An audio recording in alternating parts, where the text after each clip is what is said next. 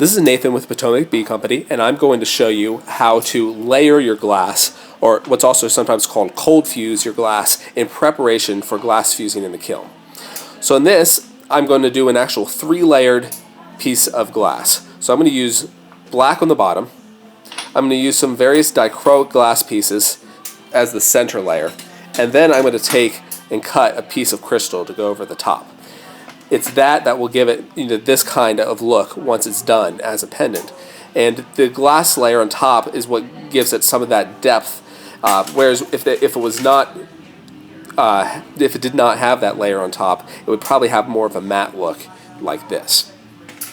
So the first thing I'm going to do is figure out which pieces I'm going to use on this. So I have some various scraps here in this. And scraps are great for fusing, but there's a number of different things in this little bin. And I'm going to cut some of these things a little bit just to get them to what I want.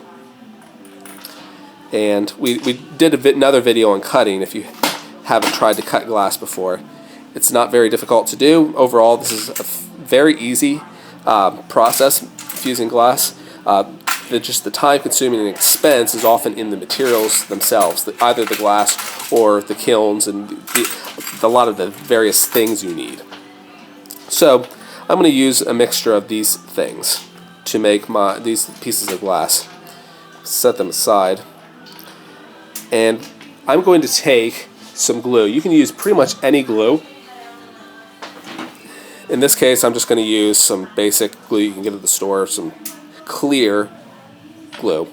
Now you don't want to use too much glue because it could burn off and give vapors, but whatever glue you do use, even if you use white or something like that, it eventually will burn off in the kiln, so you don't have to worry too much about what it will look like.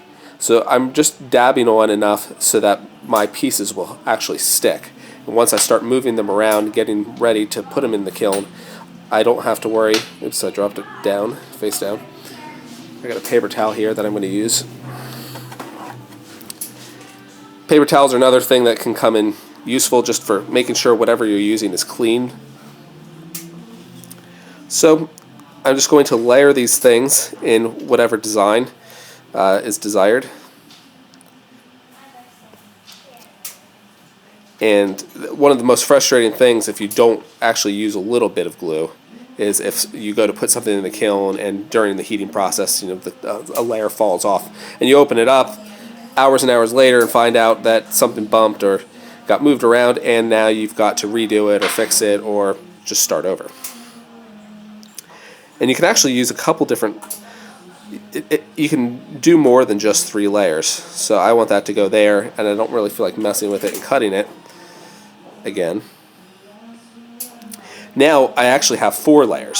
So one trick for using multiple layers to keep the very top from kind of falling off one way or the other is to just use extra additional clear somewhere to balance it out.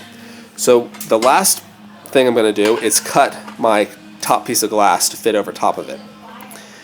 And you can line it up, you can mark the glass where you want, but I usually do it fairly quickly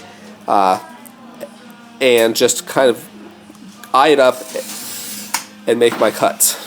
It's very difficult to see this glass on the camera, but I'm just trying to get it to the size that I want.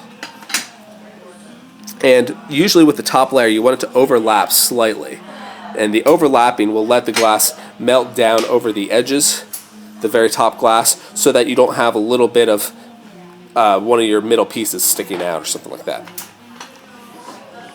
Then I'm going to do the other side, or the other dimension.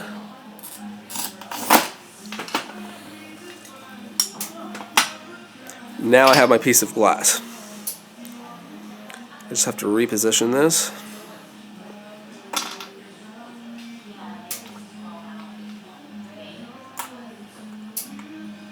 Now it's up to you whether you want to actually use some more glass on the top.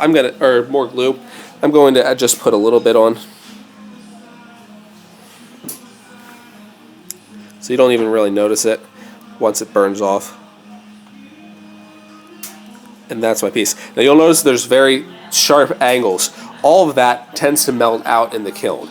and it ends up, even rectangles become more rounded.